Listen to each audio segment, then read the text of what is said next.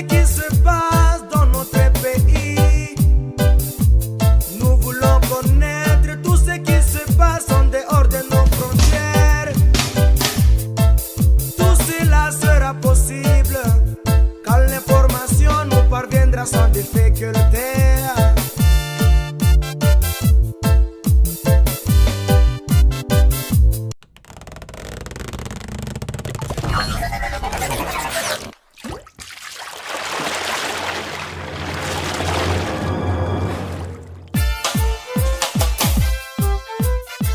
Chers téléspectateurs, c'est le premier numéro de votre émission Cloche d'Alerte, une émission des Planètes Médias, un média d'actualité, de divertissement et différents programmes. Nous revenons, parce que c'est le premier numéro, nous alertons d'abord par rapport à la hausse des prix des farines de maïs, un sac de 25 kg qui s'est négocié entre 25 000 et 30 000. Aujourd'hui, c'est 80 000 francs sur toute l'étendue de la province du Lualaba. Alors que la commissaire du gouvernement provincial en charge de l'économie était en Zambie avec une équipe du Haut-Katanga, nous on pensait qu'on allait avoir une solution aujourd'hui. Mais il y a augmentation brusque de cette denrée. On ne sait pas comment la population locale va vivre. On va revenir avec force détail avec Bendi Nanga, mon confrère, avec qui on est sur ce plateau pour animer cette émission, ce premier numéro de l'émission Cloche d'Alerte. Hormis la hausse des prix, nous avons deux autres points inscrits à l'ordre du jour. C'est notamment les analyses que nous allons faire par rapport à l'organisation de l'accueil de la distinguée première dame Denise Nyakiro Tshisekedi, qui était ici au Lualaba, qui a fêté avec les femmes le 8 mars. On va revenir là-dessus pour analyser l'organisation au niveau de la communication du gouvernorat des provinces. Et en plus de ça, nous allons parler aussi du monnayage, enrôlement des électeurs. Les candidats ou les notables, les personnalités politiques et administratives passent partout en train de sensibiliser la population à s'enrôler. Le président de la République lui-même, lors de l'obtention de sa carte d'électeur, avait appelé la population à s'enrôler massivement. Mais aujourd'hui, les gens qui vont dans des bureaux ou des centres d'inscription et d'enrôlement se retrouvent devant un dilemme. Donner l'argent, obtient la carte. Nous y reviendrons.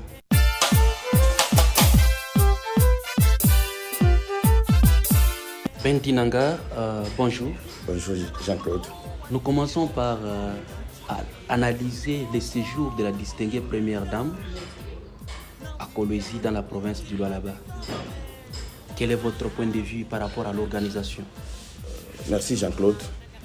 D'abord, il faut saluer la visite de la très distinguée première dame dans la province du Lualaba. Surtout qu'elle a été bien accueillie en tambour battant. Il faut signaler que c'est la toute première depuis que Tshisekedi Tshilombo est dans le pouvoir en tant que président de la République, la toute première fois qu'on assiste à ce genre de visite de la première dame de la province du Lualaba. Une fois dans l'histoire. Une fois dans l'histoire.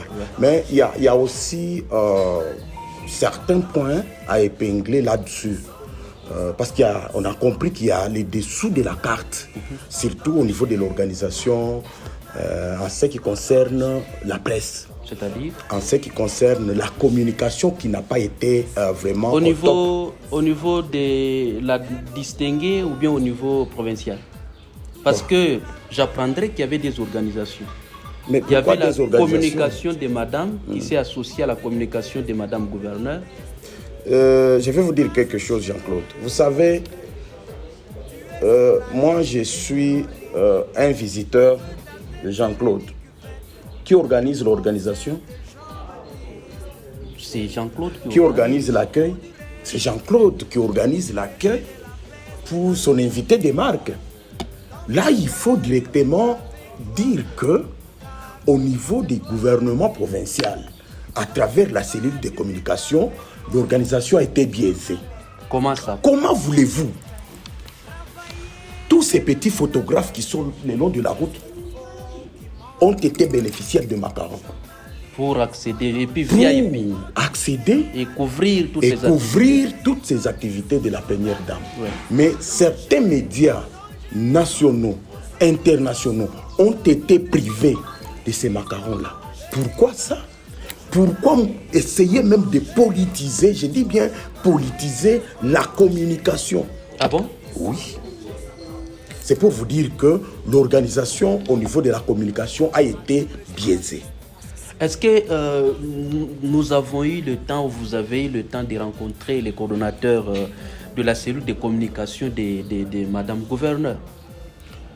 Comme dans ses habitudes, hein, c'est pas aujourd'hui qu'il cherche à récupérer la communication, la cellule de communication comme ça ici, si c'était une jungle. Pour lui, la cellule de communication du gouvernorat devient son apanage, devient comme une propriété privée où il s'est retrouvé, oubliant qu'il n'est pas le premier. Il y en avait d'autres.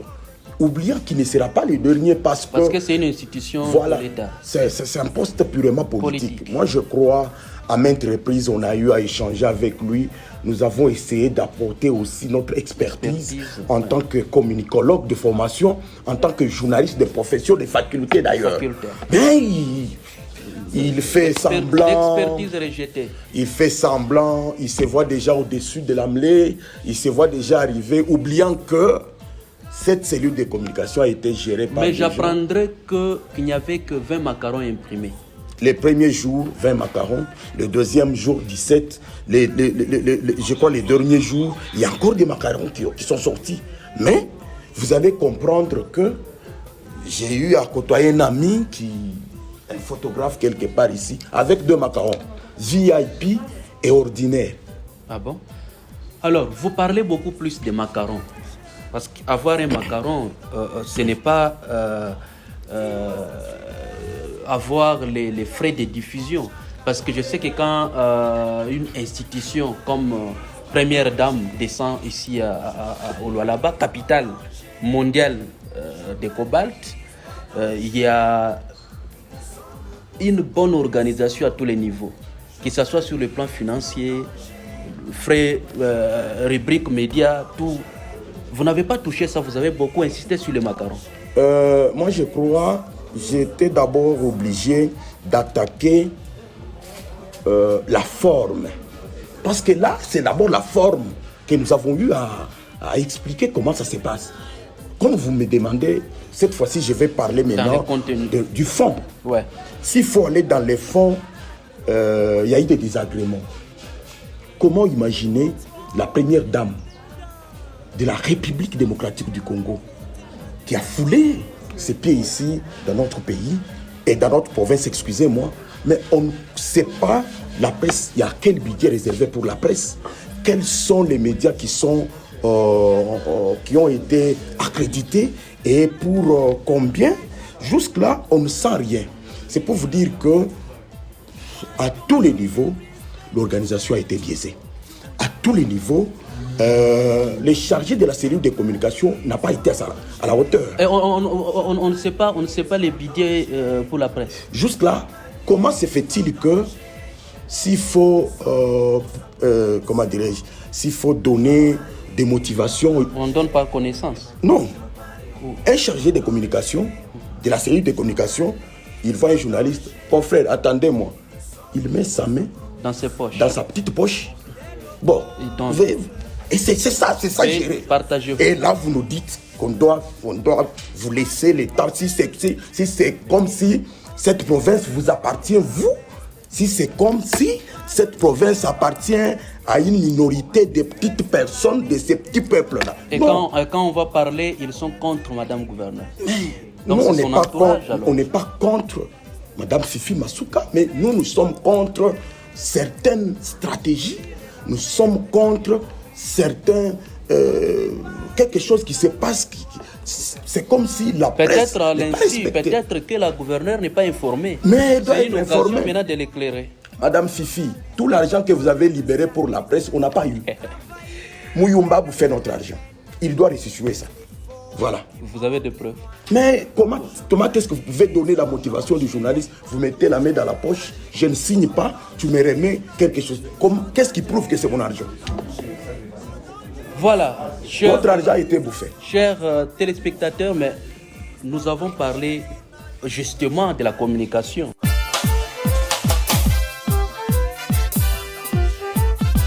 Voilà, ici, il est question d'éclairer l'opinion publique. On n'insulte pas, on ne critique que l'organisation. Donc, un travail bien fait, nous allons applaudir, mais si le travail n'est pas bien fait, nous allons dénoncer. Ce que nous faisons, notre rôle est d'éclairer à l'opinion publique et surtout montrer réellement ce qui s'est passé ou ce qui se passe dans notre pays, dans notre province, parce qu'on est au là-bas. Alors, Bentinanga, l'aspect sécuritaire. La distinguée première dame a été bien sécurisée, et certaines notabilités de la place, même la population. Écoutez, la sécurité a été au zénith. Hein. Donc là, il faut dire un coup de chapeau au service de sécurité.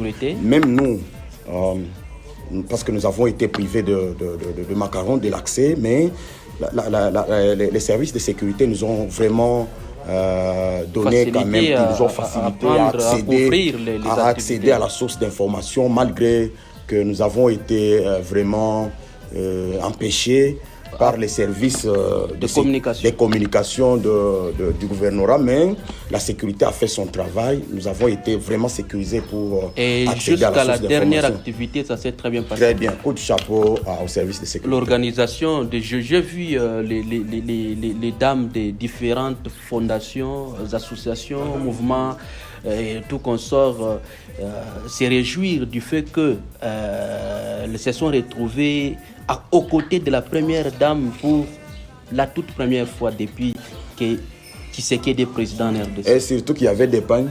La journée du 8 mars a été vraiment...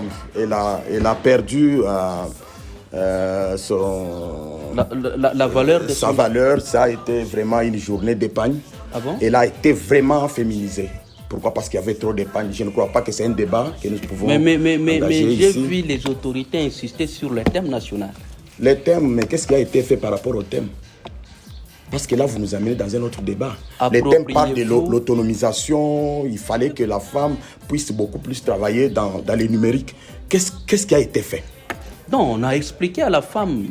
Mais moi, là, ma question est de savoir, ce thème national-là concerne des femmes qui sont dans des milieux urbains ou bien ça concerne aussi des milieux ruraux? Moi, je n'ai pas vu la femme de Mouchacha venir ici pour célébrer cette journée. Si elles ont célébré chez elles, là-bas, c'est monter, descendre avec des pagnes et crier au moment où la femme de l'Est est en train de croupir dans la misère. Or, par rapport au thème, il fallait que... le thème puisse s'adapter à tous les niveaux. Non? Le thème, vraiment, il est bon. Mais il fallait le numérique, l'autonomisation de la femme dans le numérique. Est-ce que réellement l'État congolais, la province du Lualaba a pris tout le nécessaire pour que ce thème soit vraiment puisse profiter aux femmes?